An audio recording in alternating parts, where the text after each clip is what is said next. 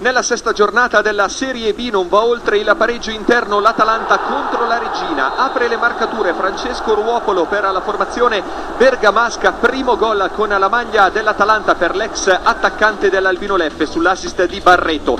Arriva però il pareggio della Regina ed è splendido, gol fantastico da parte di Emiliano Bonazzoli dal limite. Non guarda nemmeno la porta Bonazzoli, palombella sotto l'incrocio più lontano, 1-1 finale.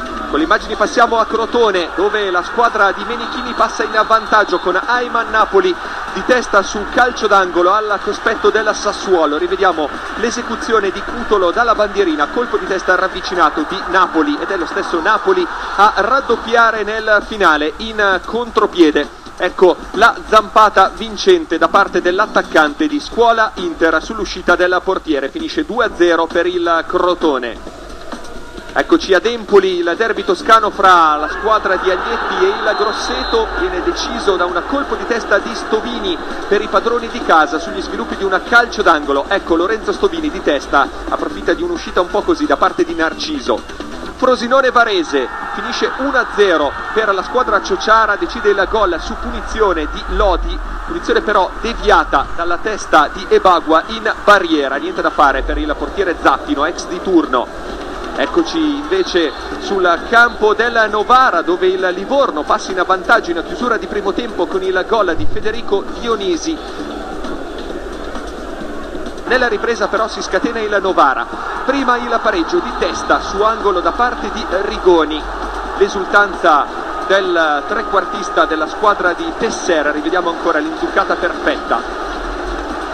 Poi l'assist di Bertani dentro per Motta, gran diagonale da parte di Simone Motta e il Novara passa in vantaggio con il suo talentuoso trequartista. Rivediamo controllo ed esecuzione davvero splendidi per Motta. Non è finita, Bertani, questa volta l'assist per Gonzales e arriva il 3-1 della squadra di Tesser, l'esultanza della coppia d'attacco novarese. Gran sinistro davvero da parte di Gonzales che nel finale ricambia il favore al compagno di reparto. Ecco il destro vincente di Bertani per il 4-1 finale della neopromossa matricola novarese.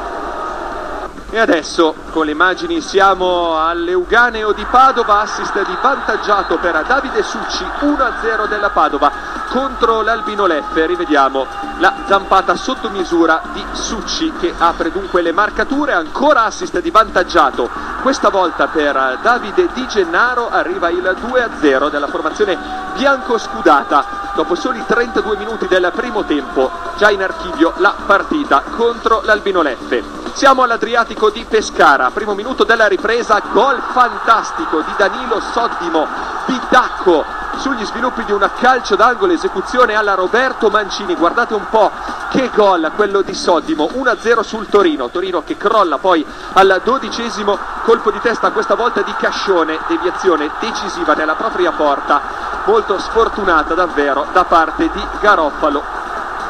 Nel testacoda di Piacenza il Siena rafforza la propria leadership in classifica con una gran gol di Alessio Sestu, splendida coordinazione per l'ala della squadra di Antonio Conte sugli sviluppi di un calcio di punizione e il gol vittoria.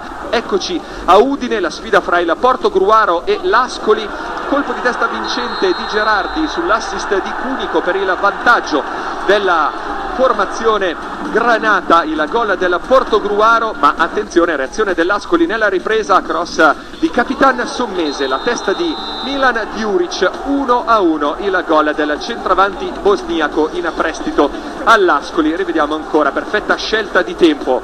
Non è finita, 90esimo minuto, l'assist di Espinal per Cunico che mette in rete di testa, la gioia del trequartista del Portogruaro che milita in questa squadra sin dalla Serie D, finisce 2-1. E infine eccoci a Vicenza Cittadella, il miracolo di Piero Bonna su botta non serve perché arriva la zampata finale di Elvis Abruscato, vince 1-0 il Vicenza.